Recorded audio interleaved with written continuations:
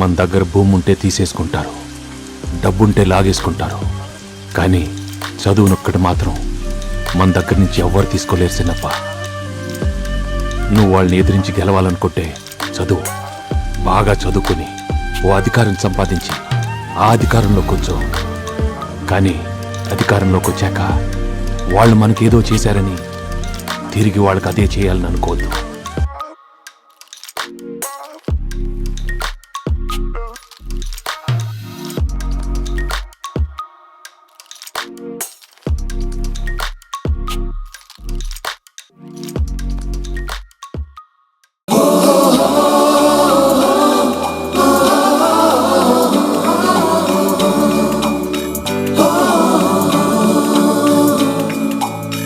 सवेरे सवेरे यारों से मिलने बन ठन के निकले हम,